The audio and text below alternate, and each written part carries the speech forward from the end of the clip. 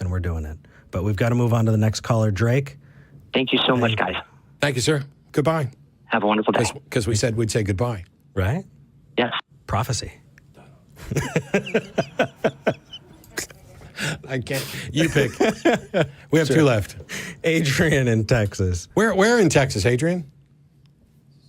Hello. Hi. Hey, whereabouts in Texas?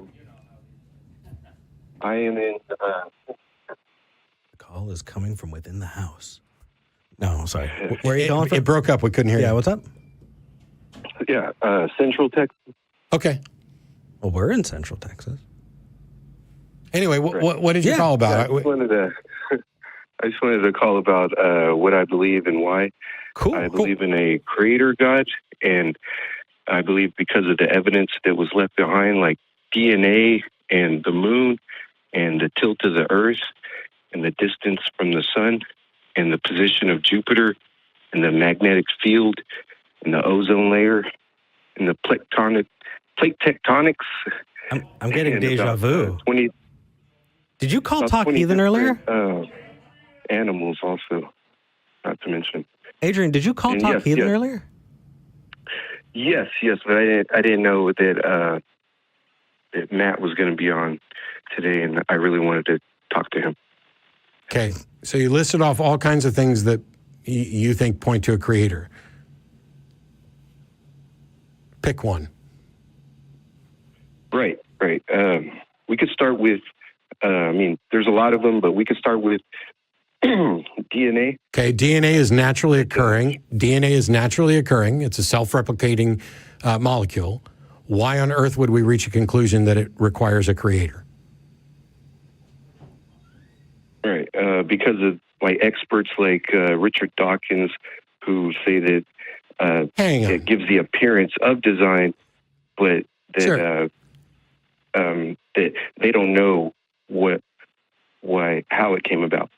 Okay, so as somebody who knows Richard and has been on stage with Richard, and as he's one of the most preeminent scientists and atheists on the planet, if you're going to cite Richard Dawkins to talk about how he says that DNA gives the appearance of design, wouldn't it also be fair to say that Richard's conclusion is that there's not an intelligent designer behind it? Oh, no. I think his conclusion is that he doesn't know, and that nobody else does either, but that he doesn't know why it looks designed. Okay, so one of the things is that the appearance of design is about how we observe things. It's not about how they are. Just like the appearance of a face is not how things are, that's how we observe it. We are a problem-solving, world-discovering brain that is keyed to see faces and hear voices and recognize design, and we are intention-seeking brains. And so when you see something like DNA that's self-replicating, if you know nothing else about it and you don't know how it might work or anything else, then you'd have to say, wow, I don't really know how this came about. But the fact that you say we don't know means you cannot then conclude, therefore there's a designer. The answer stops at I don't know until such time as you do. Right. They don't know why it looks to be designed. No, they don't know. I don't know. You don't know. And so when you say the experts don't know how DNA came about, but I think it was God, you're not. That's just one of the options. It's not an option. Just one of the options. It's not an option. God or no God. I learned that from you. No. No, you didn't. Yeah, Dad. God or no God? Either there's a God or there's not. That is a fact. But that does not mean that you get to include God as one of the potential explanations. Because what if there's no God? Then you've included a potential explanation that isn't a potential explanation. So until such time as you know whether or not something, a God, is an explanation, you don't get to include it in the candidate explanations. When we look around and we say, why did this tree grow at a particular angle? We can investigate, but if, let's say we look at that tree for ages and we never come up with an explanation for why that tree grew at an angle, does that mean somebody's justified in saying, well, God wanted it to grow at that angle? No, I think you're... That's exactly what you're doing with DNA. Because that is exactly what you're doing with DNA. No, because the sideways tree growing is just one thing that you would have to look at to say that maybe this was God or something. But I'm saying there's a bunch of things like... It's a direct analogy. Huh? The tree, there's some explanation for why the tree grew at an angle. There's some explanation for the formation of DNA. If the answer to the tree is, I don't know, and if the answer is, and if you say, I don't know, it's then unjustified to say God wanted the tree to grow that way. That is true for the DNA as well. And the fact that you pointed to DNA and axial tilt and countless other things, you can do that for each one of them. But the plural of anecdote is not data. And the plural of guessing is not fact. And the plural of inference is not deduction. So the fact that you come up with 20 things for which the correct answer is I don't know, but you suppose a God could be a candidate explanation, doesn't mean you have 20 points of evidence for God. You still have 0. Yeah, that's just, God is just one of the options. There's the other option is nature. Prove it. Prove that God is an option. Well, it's either God or no God, right? Correct, and I'm going to go with no God. Now, if you want to prove that God is an option, you have to prove that God is an option. You don't get to say, well, either there's a God or there's not. How is that proof that God is an option? Well, that's kind of circular, isn't it? I mean, how could I prove God before I prove God? I mean, I can use the courtroom analogy. So it's like when the experts are saying that, it's like a medical examiner saying that, that this looks like foul play, but the medical examiner, he can't tell you who the murderer is. He could just tell you that this looks like murder, and that's all I'm saying. Do you know why?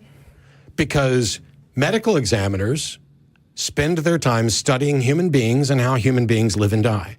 And they have mountains of evidence so that if we find my body in my living room with a hole in my head and a bullet on the other side of the floor and no gun in the room, right, that is all evidence that I was likely murdered.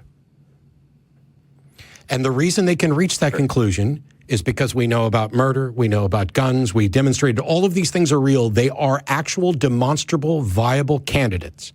If we find my body in the living room with a hole in my head, does God did it become a possible explanation? Well, if we find... Does God did it become a possible explanation just because you don't know who did it? Well, I thought we were going with... Does God did it become a possible explanation just because you don't know who did it? Yes, because God is a suspect. God is one of the suspects, and then nature would be the other one. Is Mickey Mouse a suspect? Is Lord Voldemort a suspect? I'm not saying that I know what God looks like. So, yeah, if that's what God looks like, then I don't know what he looks like. Which God is suspect? The Jewish God, the Hindu gods? Right now, I'm just saying the Creator God because how do you know there's a Creator God? The other gods. How do you know there's a Creator God? You don't get to say that something... The evidence that was left behind. There is no evidence. None. Not a zip, zil, zero. I just did a video on this the other day. Evidence for a proposition has to be evidence for a proposition. And a proposition is not God. The proposition is God exists. And any evidence that should be counted for the proposition God exists, that evidence must necessarily tie those two words together. It just can't be consistent with both of those words because as for the example from my video, if the accusation is that Matt killed Steve, the fact that I exist is not evidence that I killed Steve. It's required for that to be true, but it's not evidence that I did because I exist independent of whether or not I killed Steve. If it turns out that I don't exist, then clearly the proposition Matt killed Steve cannot be true. And hang on. Okay. If you don't know whether or not I exist, how could you ever include me as a candidate? You were one of the suspects from the beginning. You don't even know if I exist. If I find Steve dead, that's what I'm trying to prove with the courtroom analogy. Shut up. If I find Steve dead, and I tell you, Fergal Burgle Manergal Burgle killed Steve, Is Fergalbergal Manergalbergal a candidate if you don't know that that person exists? Well, if we find That's a yes or no. You know, we find evidence that Fergal Badorgal did it, then yes, then we can say that he's a candidate. Exactly. The second that we have evidence that that individual actually exists and is potentially a candidate, that's when they become a candidate. But you can't do that for God. Yeah, I mean, God is just one of the options. No, it's not. Okay. Adrian? Sorry, I shouldn't have done that. It's okay. It's your show. That's You can hang up on people on your show. I'm You just juicy. can't hang up on them on mine. So check out the Raven Paradox.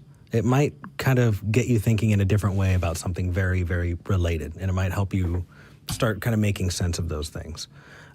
Last, but certainly not least, Tracy in Arkansas, I wanted to say